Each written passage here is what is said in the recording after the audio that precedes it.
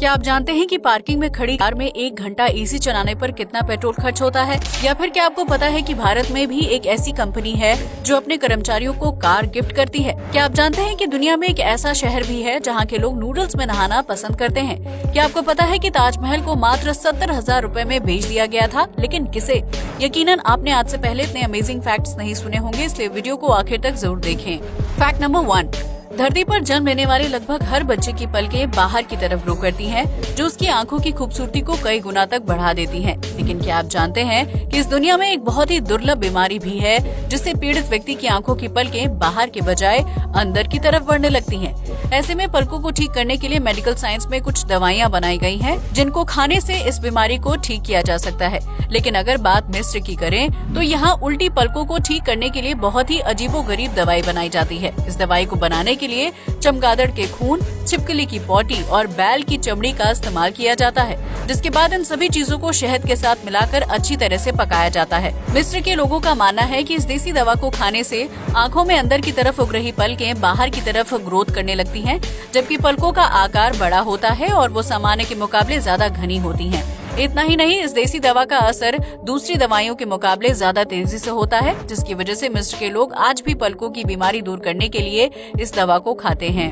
Fact number 2, जब किसी बच्चे का जन्म होता है तो उसे अपने आसपास की चीजों को समझने में काफी वक्त लगता है। उस दौरान ना तो उसे आवाजों में फर्क समझ आता है और ना ही गाना। लेकिन इसके बावजूद भी कई बार माता पिता रोते हुए बच्चों को चुप करवाने के लिए गाना बजाना या गाना शुरू कर देते हैं। आपको ये जानकर हैरानी होगी कि छोटा बच्चा उन गानों को सुनना पसंद करता है जो युवावस्था के दौरान उसके माता पिता को पसंद होता था। यानी अगर माता पिता बच्चे के सामने अपना कोई मनपसंद पुराना गाना बजाते हैं तो बच्चे को वो गाना सुनना अच्छा लगेगा। माता पिता और बच्चे का ये जुड़ाव डीएनए की वजह से संभव हो पाता है, जिसकी वजह से छोटे बच्चे अक्सर उन्हीं गानों को सुनकर खुश होते हैं जो उनके माता पिता किशोरावस्था में सुनना पसंद करते थे। हालांकि जैसे जैसे बच्चे की उम्र बढ़ती रहती है, गानों को लेकर उसकी पसंद बदल जाती है, क्योंकि वो अपने आसपास के माहौल और ट्रेंड को समझने लगता है और उस सिचुएशन में उसके गाने सुनने की आदत भी बदल जाती है। फैक्ट नंबर 3, जापान टेक्नोलॉजी के मामले में पूरी दुनिया में सबसे आगे है, जिसका मुकाबला कर पाना किसी भी देश के लिए मुमकिन नहीं है। लेकिन इस देश में आधुनिक चीजों के साथ साथ प्राचीन परंपराओं को साथ लेकर चलने का चलन भी काफी ज्यादा प्रसिद्ध है,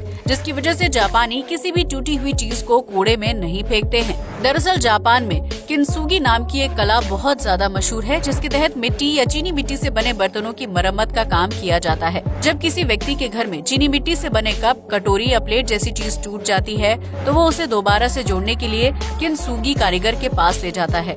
इस कला को जानने वाले कारीगर गोल्ड को पिघलाकर बर्तन के टूटे हुए टुकड़ों को आपस में जोड़ने का काम करते हैं, जिससे बर्तन पर गोल्डन रंग की शानदार लाइनिंग बन जाती है।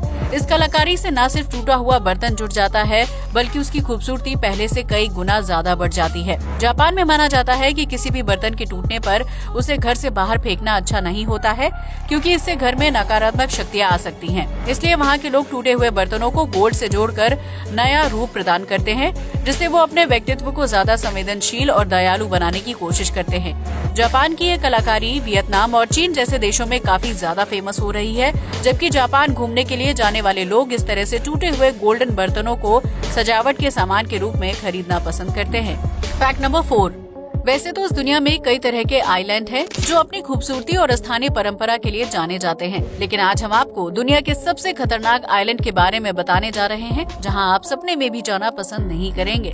दरअसल म्यांमार में रैमरी आइलैंड को दुनिया के सबसे खतरनाक आइलैंड्स में से एक माना जाता है, जहां सैकड़ों की संख्या में मगरमच्छ रहते हैं। ये आइलैंड 1350 स्क्वायर किलोमीटर के क्षेत्रफल में फैला हुआ है, जहां आपको कदम कदम पर खतरनाक मगरमच्छ नजर आ जाएंगे।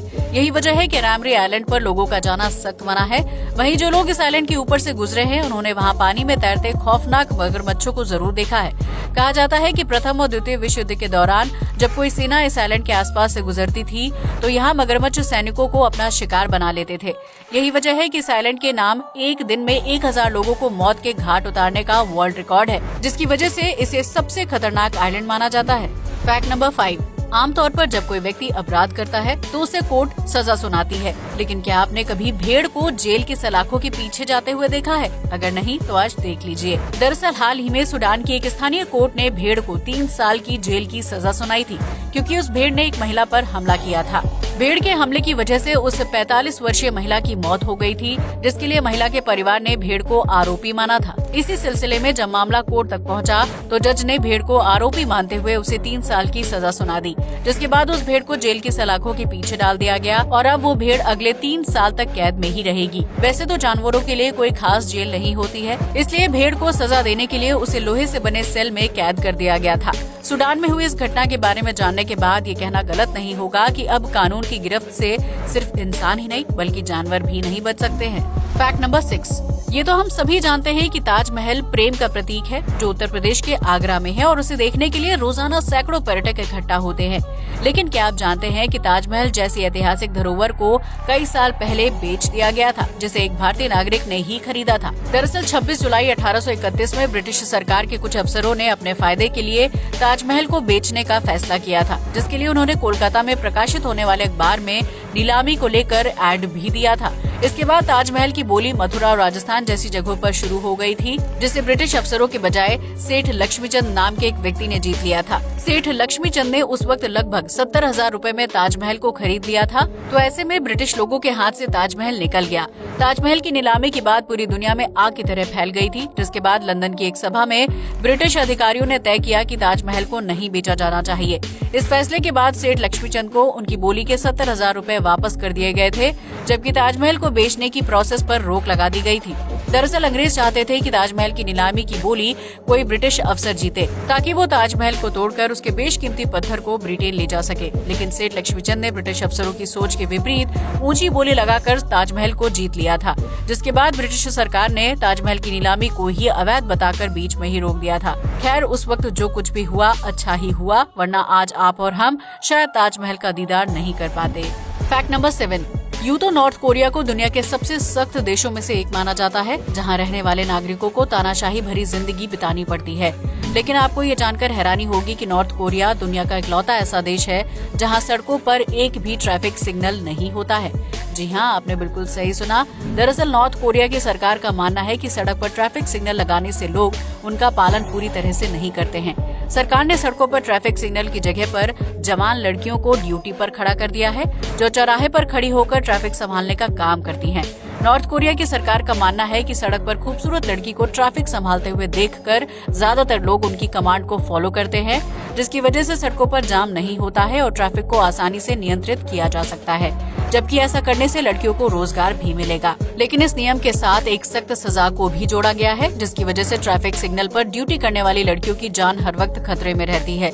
इस नियम के तहत अगर ट्रैफिक क्रॉसिंग के पास किसी कार का एक्सीडेंट हो जाता है, तो उस स्थिति में ट्रैफिक संभाल रही लड़की को इस गलती के लिए गुनाहगार समझा जाएगा और उसे इसके लिए मौत की सजा सुना दी जाती है। यही वजह है कि नॉर्थ कोरिया में ट्रैफिक संभालने वाली लड़कियों की जॉब न सिर्फ मुश्किल होती है, बल्कि उन्हें हर वक्त अपनी जान जाने का डर भी सताता रहता है।